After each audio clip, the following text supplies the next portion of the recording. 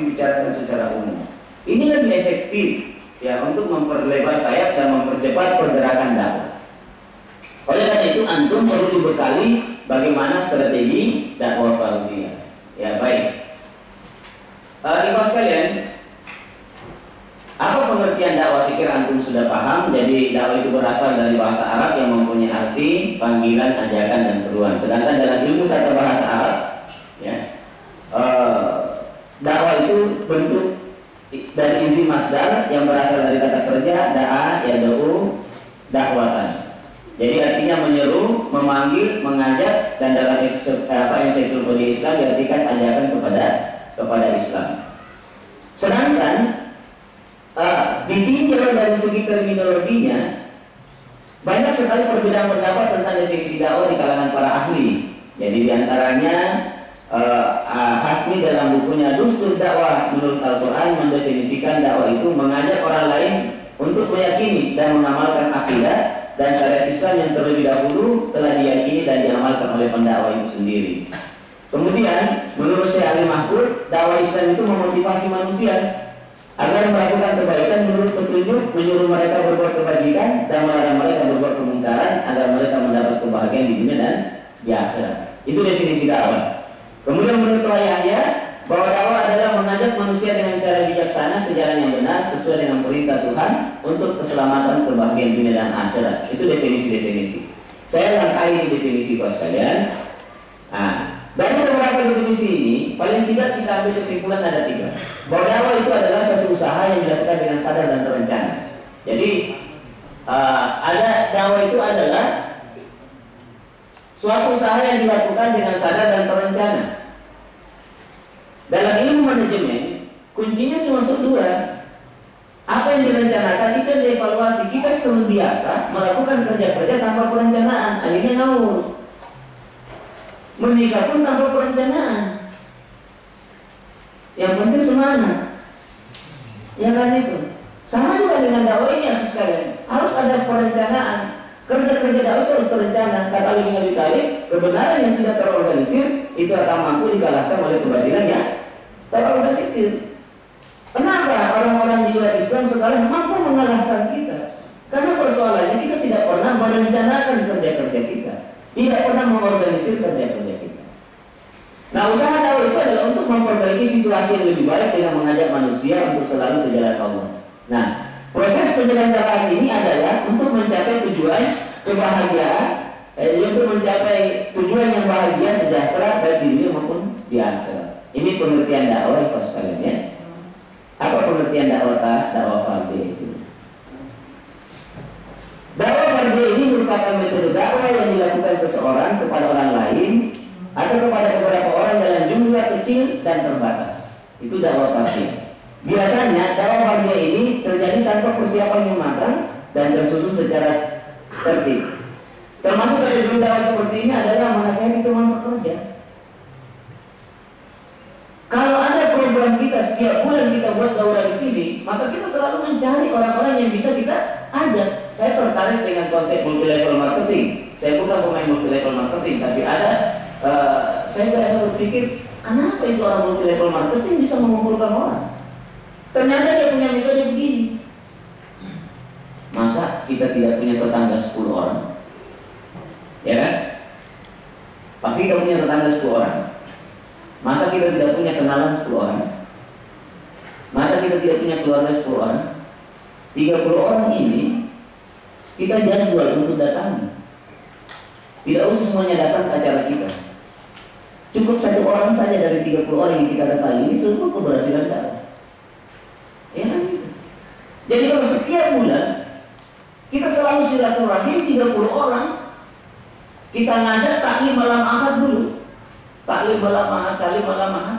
Terus kemudian kita umumkan malam Ahad. Sekarang ini insya Allah awal bulan depan kita mau buat daurah. Daurahnya cuma 1 hari aja, tidak usah terlalu lama. Intinya daurah itu membentuk kelompok tarbiyah.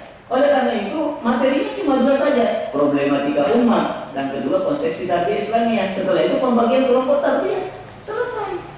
Ya kan? Kita tidak usah tertumpu pada pola daurah yang ada. Konsep kuncinya itu. Jadi dakwah itu sebenarnya kuncinya bagaimana mengumpulkan orang lalu membuatkan kelompok tarbiyah. Nanti materi selanjutnya setelah tarbiyah berjalan. Kan paling sederhana, intinya dakwah cuma itu. Problematika umat, menggugah semangat mereka bahwa umat Islam begini kondisinya. Apa solusinya? Tarbiyah Islamiyah. Sudah selesai kan? Jadi munculkan pertanyaan dari problematika umat, jawabannya konsep tarbiyah Islamiyah. Aplikasinya adalah tarbiyah. Itu saja. Sehingga kita tidak mau. Nah kalau cuma yang menjadi persoalan, antum siapkan SDM. Makanya perlu percepatan supaya ada tarbiyah murabbi. Nah kenapa antum tidak mau turun membina? Saya dulu menangani 20 akhwat di rumah saya, kelompok tarbiyah istri saya dan kelompok tarbiyah yang saya bina di ONM. Setelah saya menikah, gabung di rumah saya. Jadi mereka ini tarbiyah takwini yang saya tangani 2 kali pertemuan 1 pekan. Satu kali pertemuan materi tarbiyah takwiniyah dan 1 kali pertemuan coaching materi tarbiyah takrifiyah. Sehingga mereka siap tempur. Bukan antum tidak bisa membina, ibarat tentara tidak pernah dikasih senjata dan bagaimana menggunakan senjata itu. Ya kan? Oleh karena itu kalau kita dipalu seperti ini keadaannya, jadi setiap hari antum seperti jamaah tabligh. Jamaah tabligh itu tiap hari bawa orang baru, tiap hari orang baru. Bahkan kalau kita baru datang ke markasnya, itu orang baru dia datang belakang kita pijit-pijit. Kalau kita tidak, begitu ada orang baru datang ke markas kita, tidak mau senyum. Iya, dan ini kondisi kami seperti kadang-kadang disampaikan. Makanya antum belajar senyum. Kalau tidak bisa belajar senyum di cermin sendiri. Ini persoalannya kadang-kadang kita bawa orang baru di sini, karena kita tidak dekati, biarkan dia duduk sendiri. Mestinya kalau ada orang baru, perkenalkan sama dia, apa nanti ini teman saya ngajak ke sini, dan antum sambut dengan cara yang baik. Saya ini pernah di Makassar. Saya penataran akuntansi. Dosen penatar saya dari Jakarta. Karena saya dekat suka ngobrol, sehingga Pak, apa kegiatan malam Ahad Pak? Dia bilang tidak ada Pak Ustaz. Mau tidak Bapak saya ngajak pergi lihat-lihat orang ini pengajian? Boleh Pak Ustaz, jemput saya. Saya jemput dia ke satu rumah. Tepat waktu itu kajiannya Ustaz Yusran. Saya ngajak dekati. Setiap ada info saya bilang, apa nanti ini instruktur saya dari Jakarta, saya pernah kenalkan. Tiba-tiba ada ikhwan lewat di hadapan saya karena tauhidnya bagus. Jadi dia kan biasanya gini, kita ini orang Bugis Makassar, itu kalau mau jalan minta permisi. Gini kan bilang permisi. Ini tidak, itu lewat permisi. Kakinya yang di atas jalan. Jadi gimana mau tertarik orang dengan kita dengan gaya seperti itu? Ya kan? Sekarang kita harus belajar etika, belajar adab. Kita kadang-kadang ini penampilan Islam tapi tidak punya adab. Saya kira di tengah-tengah masyarakat itu penting kita pelajari. Ya kan? Ini orang datang orang baru di sini, nggak ada senyum sama Pak. Kenapa? Serius semua Pak, bisa itu tulah. Ya kan? Akhirnya orang tidak tertarik dengan kita. Ini yang saya katakan kepada antum. Jadi kenapa dulu? Saya pertama sekali mengenal tarbiyah ini, saya pergi mencari penceramah Isra Mi'raj. Itu awal perkenalan saya dengan ikhwan. Sampai di situ, saya disuruh buka Quran. Ada almarhum Pak Hamid itu, mertuanya Abu Rijal. Waktu itu beliau hafal letak-letak Al-Quran. Sehingga saya kagum, kok ada penjual kue ya bisa tahu letak-letak hubungan ayat. Akhirnya bilang begini, di dalam Islam tidak dikenal Isra Mi'raj. Kenapa begitu Pak? Kita akan kaget ini, masa ini. Tapi dikasih dalil-dalil dalam bahasa Indonesia. Terus begini saja nak. Kalau kamu mau ikut belajar, nanti kita ngantarkan ke Takmirul Masajid, waktu itu markas kita. Bagaimana caranya kita berkata? Setiap malam taklim dia jemput saya dengan motornya. Kira-kira ada 2 bulan dia garap saya sendiri sampai saya bisa jalan sendiri ke Takmirul Masajid. Begitu saya melihat, saya tertarik dengan metode tarbiyah yang ditawarkan. Akhirnya dia bilang begini saja deh. Ya, di situ muncul awal-awal Ustaz Qasim, Ustaz Zaitun, dan beberapa orang, gini saja deh, kumpulkan teman-temanmu, nanti kami datang membina, tidak usah bayar, gratis. Kan biasanya penceramah itu amplop yang kita kadang-kadang pikirkan kan.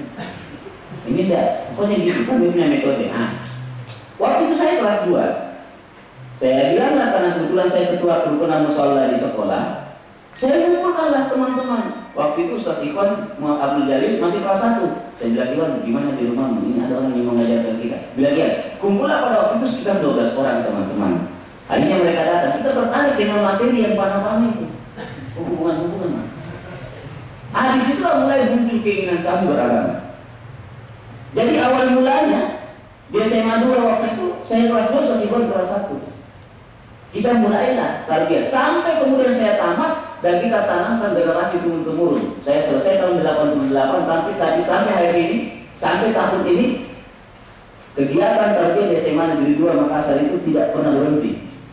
Padahal saya tinggalkan SMA 2 tahun 88 dan kami tetap memantau dan kami ada pusat alumni kerukunan SMA Negeri 2 Makassar.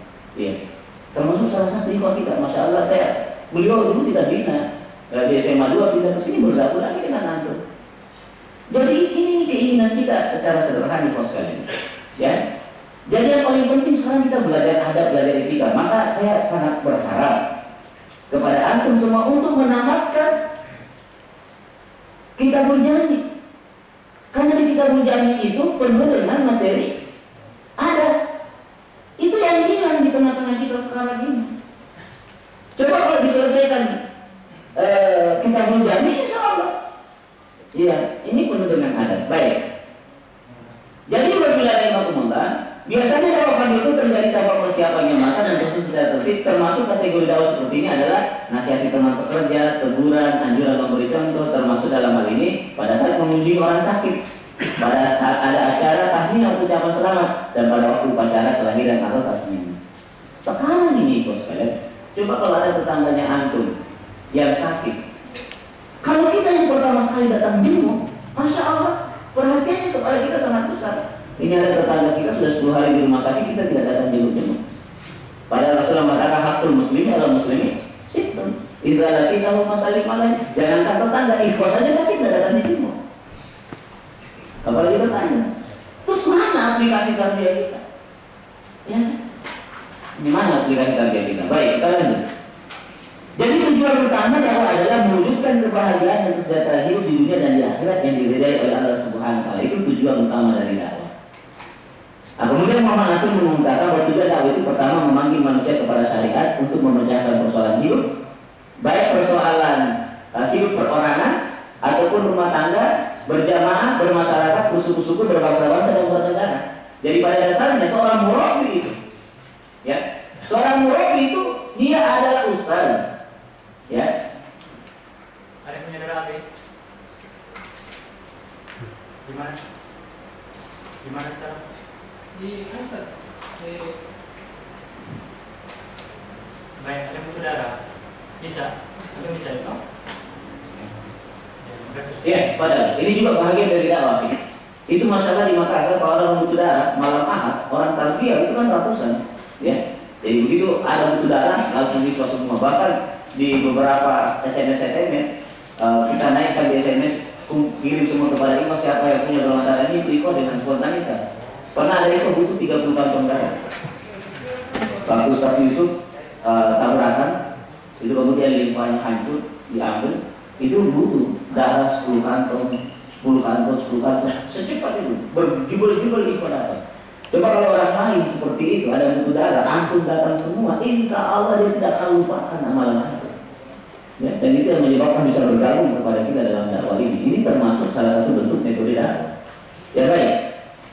Kemudian sekalian memanggil manusia kepada fungsi hidup sebagai hamba Allah Subhanahu wa taala di muka bumi ini menjadi pelopor, pengawas, pemakmur, pembesar perdamaian bagi umat manusia. Dan dia memanggil manusia kepada tujuan hidup yang hakiki itu menyembah kepada Allah sebagai satu-satunya zat pencipta. Jadi sekali lagi bahwasanya pada dasarnya dakwah itu sekalian bagaimana kita memecahkan persoalan hidup, baik persoalan hidup perorangan ataupun rumah tangga, berjamaah, bermasyarakat, bersuku-suku dan berbangsa-bangsa. Sehingga kami sebagai seorang murabbi, kadang kami menjadi ustaznya, kadang menjadi temannya, kadang menjadi orang tuanya. Ya kan? Kita harus memposisikan diri pada kondisi-kondisi seperti itu, sehingga mereka dekat dengan kita. Selanjutnya, apa keutamaan dakwah sekalian? Dikatakan a'udzubillahi minasyaitonirrajim, wa man ahsanu qawlan mimman da'a ila Allah wa 'amila shalihan wa qala innani minal muslimin. Siapakah yang lebih baik perkataannya daripada orang yang menyuruh kepada Allah, mengerjakan amal yang soleh dan berkata innani minal muslimin, sesungguhnya aku ini termasuk orang-orang yang menyerahkan diri. Jadi tidak ada orang yang lebih baik perkataannya daripada orang yang mengajak kepada Allah. Itulah orang yang terbaik perkataannya. Maka dakwah ini adalah tugas yang paling mulia. Dan dakwah ini adalah kewajiban kita semua. Dia kewajiban individu. Apalagi kemudian kalau dibawa dalam kondisi berjamaah. Nah ini, apa landasan dalam dakwah fardiyah ini sekalian? Yang pertama, dakwah fardiyah adalah kematangan pemahaman atas ajaran Islam. Ini modal dasar yang paling asasi untuk dimiliki oleh siapapun yang ingin berdakwah. Dengan kematangan pemahaman dan kelengkapan wawasan Islam hingga detail perkaranya, seseorang bisa memahami pada sisi mana peluang dakwah itu bisa ditawarkan. Makanya dikatakan al-ilmu qabla al-qawli wal amal. Berilmu dulu sebelum berkata dan beramal. Dan alhamdulillah kita di Wahdatul Islamiyah ini tidak ada satupun anggota Wahdatul Islamiyah tidak tertarbiyah. Antum pahami. Mulai dari Ustaz Zaitun sebagai pimpinan umum dan pimpinan pusat Wahdatul Islamiyah, semua orang terlibat dalam tarbiyah. Tidak ada yang tidak tertarbiyah, tidak ada yang tidak belajar. Ada kalau lembaga dakwah yang ustaznya berhenti belajar. Ada kalau lembaga dakwah yang kemudian ustaznya kemudian dituntut untuk belajar, tapi kita ini dituntut untuk belajar. Malam ini saya tarbiyah. Saya disuruh ngaji seperti antum. Saya disuruh menghafal surah-surah tertentu oleh ikhwah yang bina kita. Malam ini saya tidak bisa, karena kita minta izin. Ampun, saya ada tugas dakwah. Saya tidak bisa tarbiyah malam ini. Jadi ikhwah sekalian terencana. Jadi tidak ada satupun orang di Wahdatul Islamiyah ini yang tidak belajar, yang tidak tertarbiyah. Makanya kalau sudah ada ikhwah kita yang 2-3 kali tidak datang tarbiyah, usahakan ada satu orang yang datang menjemput dia. Dan kalau datang tarbiyah ikhwah sekalian, jangan dikatakan, kenapa antum tidak datang tarbiyah? Saya kira antum sudah mati. Ini menyakitkan. Tapi biasanya kadang-kadang ada sentilan-sentilan seperti itu. Saya kebetulan membina takrifiyah orang-orang baru, dan saya memang senangnya membina takrifiyah. Saya biasa dikasih minat akunya, saya bilang apa maksud ilmu saya tidak sampai ke situ. Saya harus sadari, memang sebatas itu ilmu saya. Kalau ada anak tarbiyah saya tidak datang tarbiyah, apa bisa saya tidak datang tarbiyah? Banyak sekali pembeliku ini malam. Saya bilang, alhamdulillah, tidak selamanya banyak pembeli. Uruskan dulu pembeli kita, Pak. Nanti kalau suatu ketika ada kesempatan datang lagi tarbiyah, itu kan menyenangkan. Daripada kita katakan, antum itu terlalu cinta dunianya daripada tarbiyah. Siapa sih tidak mau tarbiyah? Bukan kata Nabi, apabila kalian melihat taman-taman surga maka mampirlah. Taman itu bermakna indah, sejuk. Tapi kalau dalam tarbiyah sudah tidak ada kesejukan, ini yang biasa membuat orang lari. Maka ciptakan ketenangan, ciptakan kesejukan dalam tarbiyah. Saya kalau ada bedaan saya, kemudian apa Ustaz, saya sibuk sekali di kampus, saya harus selesaikan laporan. Selesaikan laporanmu dulu baru datang tarbiyah. Jangan kita mengatakan antum ini lebih cinta kuliahnya daripada tarbiyahnya. Makanya saya sebenarnya kalau disuruh bolos saya tidak mau. Ada yang bilang ini bolos di jalan Allah. Bilang di mana Allah menyuruh kita bolos? Saya waktu kuliah dulu kos sekalian, saya sering ke daerah. Tapi kalau saya tepat waktu jam kuliah, jadwal kuliah saya mau disuruh ke daerah, saya datangi dosen saya. Maaf ini Pak, saya kebetulan ada tugas dakwah Pak. Jadi mungkin saya tidak masuk di kuliahnya Bapak. Oh iya, tidak apa-apa deh. Itu kan lebih enak daripada bolos tidak beritahu. Makanya kemarin ini saya dikasih tiket, berangkat jam 9 pagi, pulang jam 2. Saya ini ngajar. Di sini biasanya kok Arfan saya nggak jadi, saya batalkan ke Palu. Kalau tiket pulang saya tidak dibarangkan pagi. Kenapa? Hari Sabtu saya minta izin untuk tidak mengajar. Hari Senin kalau saya tidak mengajar lagi, bagaimana pada awal ini Ustaz tukang bolos?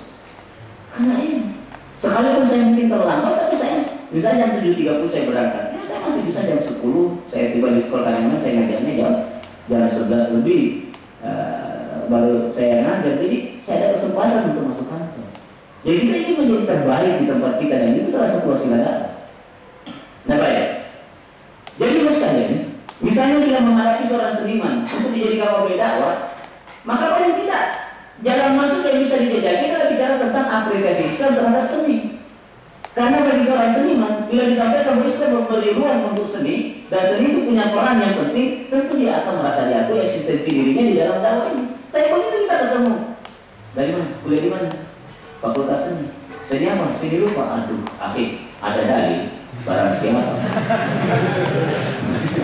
yang menggambar-gambar hidup, maka nanti kelak dari akhirat dia akan ditiupkan dan jadi antum cari jurusan lain. Baru ketemu begitu kan sudah tidak simpati dengan kita, karena yang kita hadapi langsung perlawanan. Kan begitu.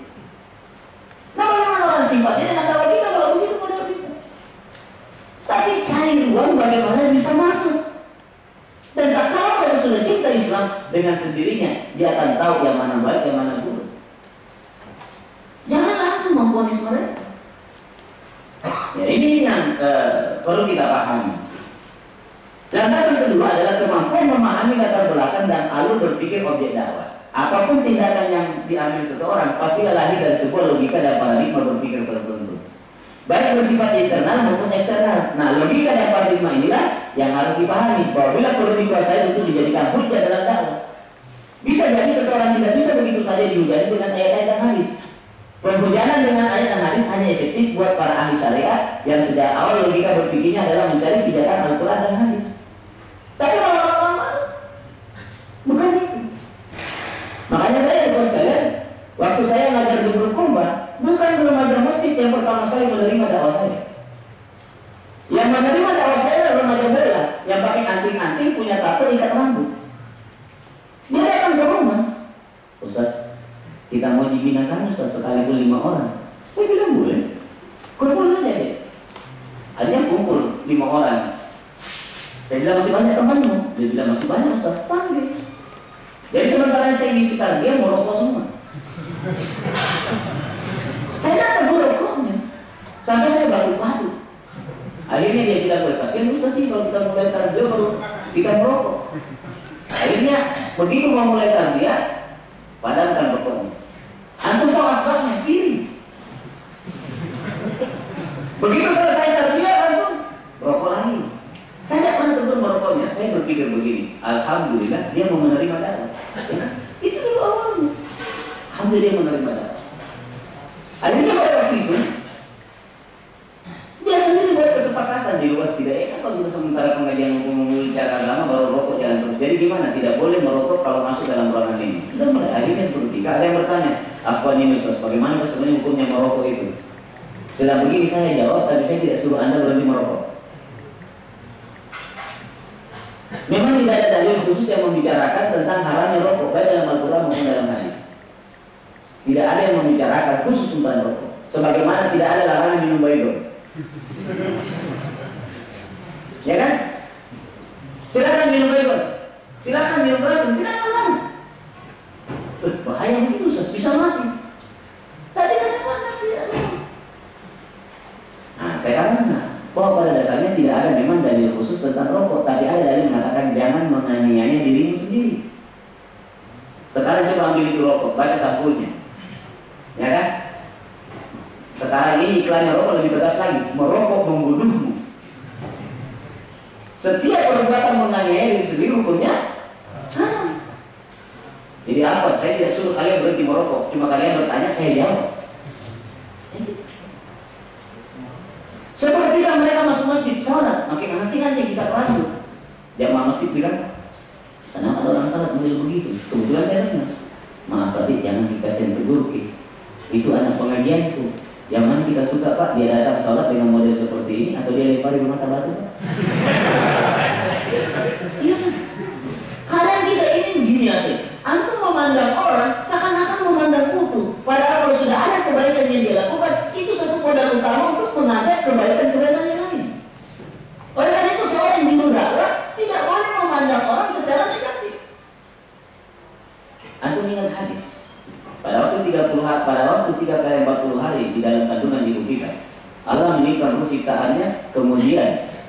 ditetapkannya ajal kita, ditetapkannya rezeki kita, ditetapkannya kadar baik dan kadar buruk kita. Lalu dilanjutkan hadis itu dengan ada manusia yang kamu lihat, saking baiknya kamu lihat sampai kamu sampai kamu kemudian mengatakan tidak ada antara dia dengan surga melainkan sisa satu jengkal.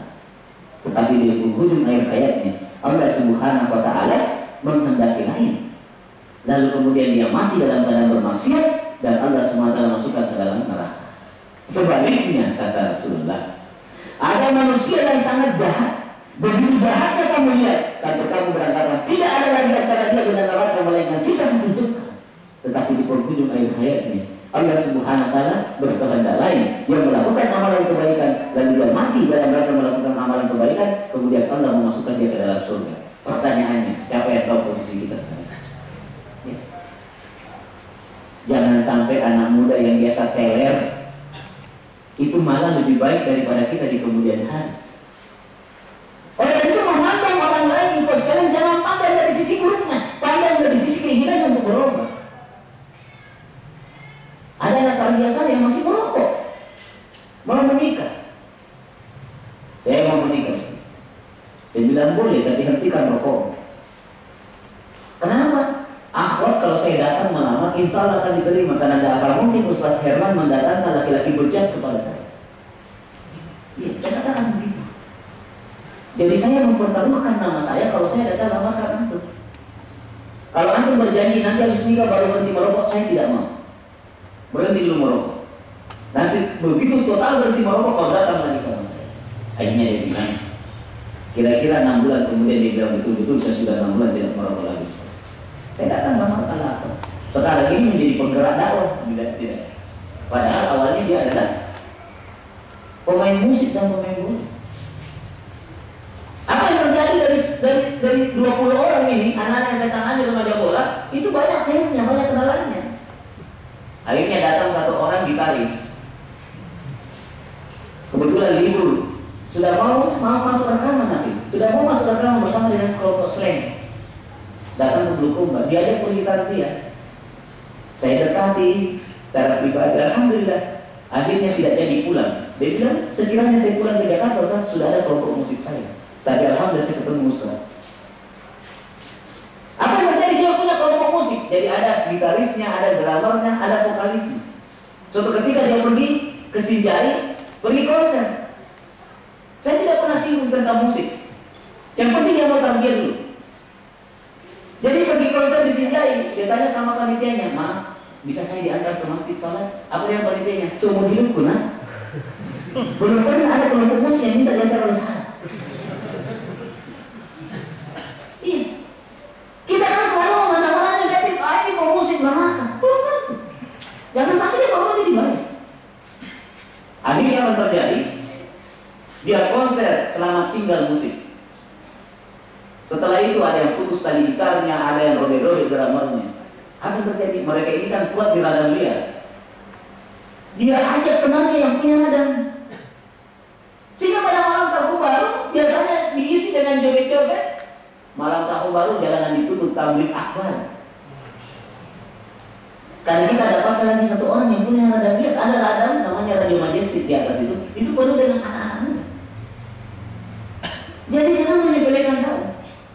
Saya di Makassar, saya punya anak tarbiyah penyanyi elektron.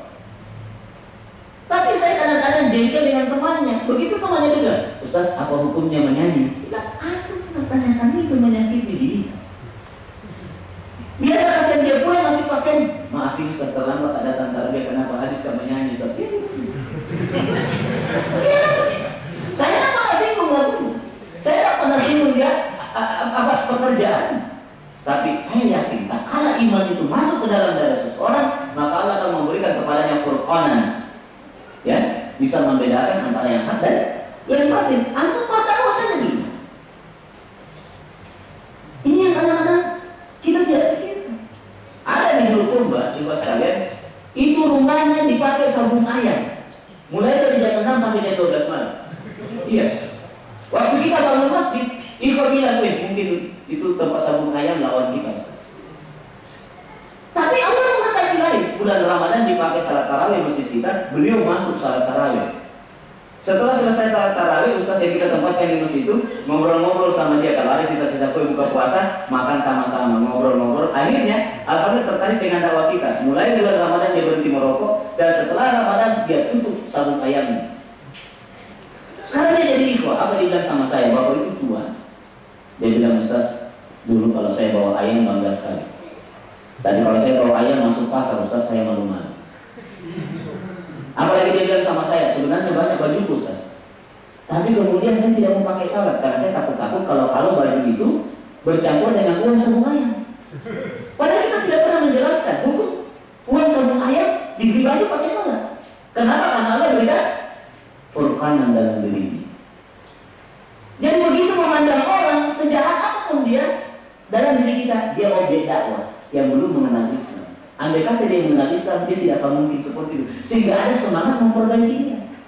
Sehingga memandang dia bukan dalam wajah kebencian, tapi kalau antum memandang orang, ahli neraka. Kan begitu. Jadi kita tidak boleh memandang manusia dengan seperti itu. Ini pas sekali. Apalagi, sementara sekian banyak lapisan masyarakat belum lagi sampai demikian dalam logika berpikirnya, sehingga meski 1000 ayat dibacakan belum tentu bisa menggerakkan hatinya. Tentu kita tidak bisa memvonis mereka sebagai kufur terhadap kitab dan sunnah. Bukan itu masalahnya. Tapi cobalah pelajari paradigma berpikirnya dan mulailah meminjam paradigma berpikirnya itu untuk diarahkan kepada hal-hal yang selaras dengan Islam. Jadi jangan selalu membuat pertentangan dulu dengan mereka. Maksud saya kalau sekalian, mereka itu belum paham Islam, ya, belum paham. Selanjutnya landasan ketiga adalah metode pendekatan lemah lembut, baik dan tidak berkesan ambisius. Jangan sampai dalam berdakwah pada itu objek dakwah langsung merasakan dikerjai, ya. Namun bangunlah keakraban, kedekatan dan persahabatan yang tulus dengan objek dakwah itu. Bangunlah simpati dan kemesraan hati, persis seperti ungkapan muhibba liman yuhibbu. Artinya bahwa orang yang mencintai seseorang pastilah taat kepadanya. Nah, bersamaan dengan itu akan melahirkan kedekatan hati, dan pada saat itulah sebenarnya nilai-nilai dakwah baru bisa mulai diberikan sedikit demi sedikit. Saya waktu di daerah berdakwah sekalian, saya dipanggil dari masjid ke masjid pergi ceramah, tapi itu ikhwah selalu bisik saya, Ustaz, ini daerah lokasi dakwah dan nanti banyak sekali bid'ah dan kesyirikan. Jadi kipas minum, Ustaz. Coba bayangkan. Dia kasih kita fenomena barulah hantam minum, Ustaz. Saya bilang begini saja, kalau antum menyuruh saya dengan dakwah seperti itu, saya tidak mau. Saya yang lebih tahu. Akhirnya pada waktu itu saya tiba di daerah itu, saya ceramah. Setiap saya memasuki satu daerah untuk berdakwah, selalu saya angkat adab-adab, etika. Sebab kalau berbicara tentang etika Muhammadiyah, itu Khalawatiyah, pasti mau mendengar, ya kan? Karena kalau orang berbicara tentang adab, tentang etika, tidak ada perbedaan. Yang saya cari kalau saya masuk di sebuah kampung, saya tanya, yang mana tokoh masyarakatnya? Bilang gitu, Ustaz, sebentar kalau kita habis salat Jumat, kita makan di rumahnya. Saya makanlah di rumahnya. Saya cari persamaan dulu dengan dia. Padahal di rumah itu penuh dengan botol tergantung. Begitu dia makan, dia bilang, maafin Ustaz, saya kasih naik kaki saya. Jadi makannya dia kasih naik kakinya. Silakan, saya mohon maaf, ini Pak Haji, dari mana Pak Haji belajar? Dia bilang, dari kecil saya sudah diajar. Nabi sunnahnya begitu Pak Haji. Kalau mau makan diangkat kaki kanannya. Dia bilang, kalau begitu secara tidak sadar saya ini sudah mempelajari sunnah. Iya Pak Haji. Sudah terjadi komunikasi yang baik. Begitu selesai dia makan, dia habiskan makanan di piringnya. Tidak satupun satu biji nasi dia habiskan. Tapi setelah itu dia cuci tangannya, baru dia sapu-sapu ke perut. Tapi saya tidak singgung sapu-sapu perut. Saya hanya tanya, Masya Allah Pak Haji, dari mana Pak Haji dapat belajar bahwa makanan tidak boleh disisa? Dia bilang itu ajaran orang tua saya. Wah, Rasulullah mengatakan dari sekian banyak biji nasi kita tidak tahu yang mana berkahnya. Maka kalau kita makan, habiskan ya. Sudah 2 minggu itu berapa Ustaz? Ini mengajak mencari pendekatan, mencari kesamaan dulu, ya kan? Akhirnya pas kalian terjalin cinta antara saya dengan dia, dalam artian mereka mau menerima dakwah kita. Akhirnya suatu ketika saya tidak datang ceramah di masjidnya, dia datang sendiri, Ustaz, nak cari kijamaah Ustaz. Begitu dia nak cari kijamaah sudah mulai. Sedikit demi sedikit, tajam-tajam. Karena dia sudah mau menerima kita. Akhirnya suatu ketika saya tanya sama dia, Pak Haji, saya mau maaf ini, itu tulisan-tulisan Quran dengan botol-botol tergantung itu apa maknanya Pak Haji? Dia bilang supaya tidak ada kejahatan yang masuk. Oh, malah justru Pak Haji memasukkan kejahatan. Kalau kita yakini bahwa botol tergantung ini mampu menyelamatkan Pak Haji dan Pak Haji mati kafir Pak Haji. Iya Ustaz, iya Pak. Dan orang mati dalam kesyirikan Pak Haji, khalidina fiha berarti bahaya Ustaz. Jadi sebaiknya itu botol diturunkan Pak. Jadi kalau dia dengan kesadarannya, dengan cintanya kepada apapun kita katakan dia ikut. Tapi begitu masuk kita lihat botol-botol tergantung kita Pak Haji apa itu?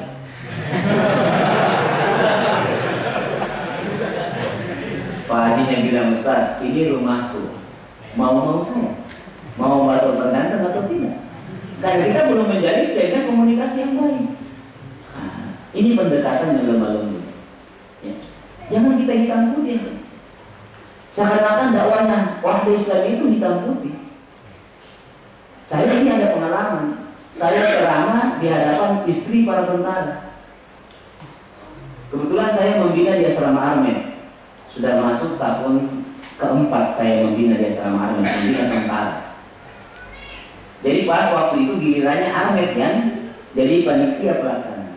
Jadi komandannya bilang sama istrinya, Ustaz Herman saya yang dipanggil. Jadi begitu saya datang. Begitu tiba di asrama Provos, ada di situ pelaksanaannya, ada bintal, ada bintalnya di sana yang dipanggil. Ditanya sama Iko ini, kadang-kadang ada Iko kita punya kelompok tarbiyah tentara. Dia bilang dari mana Ustaznya? Dari Wahda. Dan mau tersenyum. Mau tersenyum sama saya. Setelah selesai saya ceramah, terus kemudian itu datang sama saya beliau, apa nih Ustaz Herman? Begitu mendengar Ustaz, saya langsung tadi tidak ada kenapa? Selama ini yang saya kenal teman-teman itu biasa hitam putih. Ternyata Ustaz tidak, banyak sekali saya bilang teman-teman kebetulan yang Bapak dapatkan seperti itu. Jadi ini bahayanya kalau ada kader kita hitam putih seperti itu, dikiranya kita semua sama. Ya kan? Kan memang tak bisa juga disangkal, kalau memang pokoknya alat-alat. Boleh tidak? Begitu dia masuk, kullu bid'atin dalalah, kullu dalalatin finnar. Padahal metodologinya ada. Misalnya Anda masuk di sebuah kampung. Di kampung itu ngambil hari kematian 7 hari, 40 hari, 100 hari, 1 tahun dan seterusnya. Kalau kita langsung membasmi mereka tak akan senang sama kita. Tapi kalau kita bilang begini, Bapak-bapak dan saudara sekalian, mungkin apa yang dilakukan oleh orang tua kita, ngambil hari kematian 7 hari, 40 hari, 100 hari, mungkin ilmu agama yang sampai kepada dia sampai sebatas itu, karena yang mendatangkan agama ini ke Indonesia adalah para pedagang dari Gujarat India. Sehingga batasan ilmu agamanya sampai di situ. Tidak salah orang tua kita karena memang ilmunya sampai di situ. Nah ternyata setelah anak-anak kita, saudara-saudara kita banyak belajar di Madinah, sumbernya ilmu ini, ternyata apa yang kita lakukan sekarang ini keliru. Ternyata di dalam Islam itu kewajiban kita kepada orang mati cuma 4. Dimandikan, dikafani, disalatkan, dikuburkan. Oleh karena itu Bapak dan saudara sekalian, ternyata tidak hari itu hari ke-7, hari ke-40 hari ke-100-nya. Tapi tidak salah dilakukan oleh orang tua kita dulu, karena sampai di situ batas ilmunya. Ya. Kan itu lebih enak didengar kata bid'ah. Kullu bid'atin dalalah kullu dalalatin finnar. Ini yang dikatakan jangan lagi panggil Ustaz. Tapi bukan kita kemudian menghalalkan sesuatu yang diharamkan oleh Allah, tapi ada namanya pendekatan psikologis.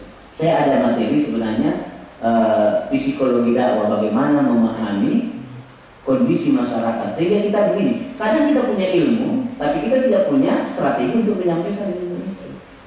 Ya, ini kita lanjut sedikit Mas sekalian. Landasan ketiga adalah masalah doa dan kesabaran. Jadi dakwah itu sifatnya mengajak, namun Allah SWT jualan yang akan memberikan hidayah kepadanya. Kita tidak punya otoritas untuk memberikan hidayah. Itu perlu dipahami Mas sekalian. Jadi yang memberikan petunjuk adalah Allah, bukan kita. Oleh karena itu, mari kita mendoakan saudara-saudara kita. Saya masih ingat dulu jamaah tabligh. Begitu dia datang urus, datang ngajak orang ke masjid, orang itu menolak, dia berdoakan, ya Allah berikan dia hidayah semua dia datang ke masjid. Antum tak kalah ditolak awalnya, pernah mendoakan mana? Ya, ini memang ini, memang ini. Ya terlalu tinggi dia punya kemaksiatan sampai susah sekali menerima dakwah. Padahal kita yang berusaha. Coba, Nabi Nuh alaihissalam berdakwah 950 tahun. Antum tahu berapa pengikutnya? 9 orang. 950 tahun berdakwah pengikutnya 9 orang. Saya tanya, apakah Nabi gagal? Tidak. Nabi Nuh berhasil. Cuma tingkat keberhasilannya 0,sekian%. Ya, makanya tidak ada dai yang gagal. Kalau ada dai mengatakan saya menyerah, Nabi Nuh alaihissalam 950 tahun berdakwah, Masya Allah. Hanya 9 orang yang beda. 105 tahun baru dapat 1 orang. 101 tahun baru dapat 1 orang. Baik. Jadi doakan oleh dakwah fardiana setiap hari dan bersabar atas proses sunatullahnya. Karena tugas Anda hanya menyampaikan dan berusaha berdakwah. Anda tidak bertanggung jawab untuk memberikan hidayah. Itu yang harus digarisbawahi. Kiat praktis dalam dakwah fardiana pertama berupaya untuk membina hubungan dan mengenal setiap orang yang Anda dakwahi dan membangunnya dengan baik. Jadi upaya ini untuk menarik simpati darinya agar hatinya lebih terbuka dan siap menerima perbincangan yang dapat diambil manfaatnya, sehingga perbincangan berikutnya dapat berlangsung terus. Pembinaan hubungan dengannya dilakukan secara intens, sehingga objek dakwah mengenal orang yang mengajaknya sebagai orang yang enak untuk berteman dan berkomunikasi. Ini saya pernah praktekkan di SMA 2. Waktu saya di SMA 2 dulu, setiap ikhwah dan setiap akhwat menunjuk kita harus suruh cari 1 orang teman yang belum tersentuh dakwah. Ya, itu 1 bulan kita temani bermain, kita temani makan, pokoknya 1 bulan itu kita temani, kita silaturahim ke rumahnya. Setiap bulan, 1 bulan target kita buka daurah lagi. Pesantren hari Sabtu, hari Ahad. Materinya cuma 2, problematika umat dan konsepsi tarbiyah. Setiap bulan kita kerjain itu. Akhirnya setiap upacara berdoa hari Senin di SMA 2 penuh. Akhwat makin jiwa besar. Apa kata kepala sekolah saya yang beragama Kristen? Kayaknya SMA 2 ini sudah berubah jadi pesantren. Itu karena dakwah fardiah. Jadi guys sekalian, coba kalau ini dipraktekkan masing-masing antum, bawa 1 orang tiap bulan dan dijadikan markas pembinaan di sini. Tidak usah misalnya kelompok-kelompok tarbiyah diberikan kewajiban untuk buka SKS, tapi SKS-nya dikumpulkan semua di sini. Kan mengapa 100 orang pesertanya? Nanti setelah itu kita bagi-bagi kelompok, sehingga kita sekalian ada orang baru kita garap. Selanjutnya membagikan iman yang mengendap dalam jiwa sebenarnya. Jadi pembicaraan mendadak tidak langsung diarahkan pada masalah iman, namun sebaiknya berjalan secara tabi'i, seolah-olah tidak disengaja dengan memanfaatkan momen tertentu untuk mulai mengajaknya berbicara tentang persoalan keimanan. Ya, kita bersifat membantu memperbaiki keadaan dirinya dengan mengenalkan perkara-perkara yang bernuansa ketaatan kepada Allah dan bentuk-bentuk ibadah yang diwajibkan. Ya, terus kemudian menjelaskan tentang pengertian ibadah secara sahih agar memiliki pemahaman yang sahih tentang ibadah disertai niat yang benar berdasarkan syariat. Selanjutnya menjelaskan kepada ulil dakwah bahwa keragaman kita tidak cukup hanya dengan keislaman diri kita sendiri, tapi kita membutuhkan jamaah. Ya, kemudian menjelaskan kewajiban untuk mengembangkan amanah umat dan permasalahan. Selanjutnya kita sekalian menyadarkan padanya tentang kepentingan sebuah jamaah. Tapi nanti dia bergabung dalam tarbiyah kita. Sasarannya orang yang terdekat kita. Jadi karena dakwah fardiah memerlukan interaksi yang sangat intens, maka sasaran yang paling mungkin untuk dipengaruhi adalah orang yang terdekat dengan kita. Berbeda dengan dakwah di kolam atau dakwah di mimbar-mimbar. Jadi fokus kita pada orang yang paling dekat dengan kita, saudara kita, ya, tetangga kita, yang paling dekat-dekat dulu. Jadi yang menjadi sasaran Rasulullah saat itu yang pertama sekali adalah kerabatnya, istrinya beliau, kemudian Ali bin Abi Thalib dan seterusnya. Jadi kalau kita lihat dalam dakwah Rasulullah SAW, orang yang pertama sekali bersentuh adalah keluarga yang paling dekat. Kali ini kita tidak, karena kita melupakan orang terdekat dengan kita, sehingga dia jadi lawan dalam dakwah kita. Padahal orang yang terdekat itu paling mudah dipahamkan tentang dakwah sebenarnya. Kemudian kita memulai yang mudah. Sebagaimana Rasulullah SAW ditegur pada waktu mendakwai pemuka-pemuka Quraisy. Datang kemudian orang buta, Nabi berbuka masa. Nah sekarang dalam dakwah ini sekalian, kita harus cari yang mudah. Yang paling mudah di dakwah ini ada. Kemudian ini sekalian, ada sebuah metafora ini saya langsung saja ini. Ada sebuah metafora. Saat kita menginginkan buah mangga di pohon, tentunya yang kita ambil adalah buah mata yang terdekat. Ya kan? Untuk mengambil buah yang tinggi memerlukan tenaga yang lebih besar. Begitu pula dalam dakwah fardiah. Daripada mengambil buah yang tinggi, lebih baik cari buah yang dekat. Seperti juga dalam dakwah. Daripada mengharap sampai pejabat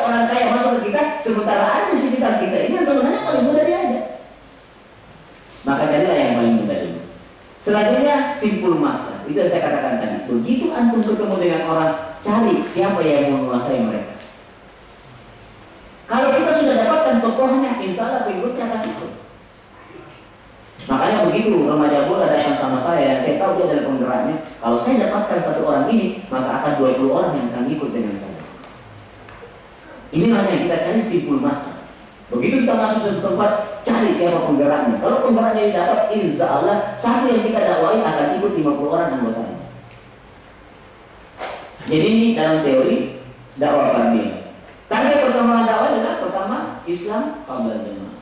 Itu dulu, memperbaiki dan meningkatkan amal ibadahnya, punya sensitivitas dengan isu-isu yang menimpa kaum muslimin, kemudian bergabung bersama kita. Lalu kita katakan bila ada 1000 pembangun, cukup di belakangnya satu orang yang bisa menghancurkan. Ya. Bayangkan kalau kita lama membangun dakwah ini, ada satu orang yang bisa merusak, maka hancur bangunan. Terus kalau sekalian saya kira ini pengajian kita, insya Allah nanti bisa dikopi materi ini masuk ke laptopnya antum sempurnakan. Dan saya kira materi ini belum sempurna dengan baik. Namun saya berharap luas sekalian ini bisa disajikan di tempat-tempat antum, terutama kepada binaan-binaan kita, karena sasaran kita bagaimana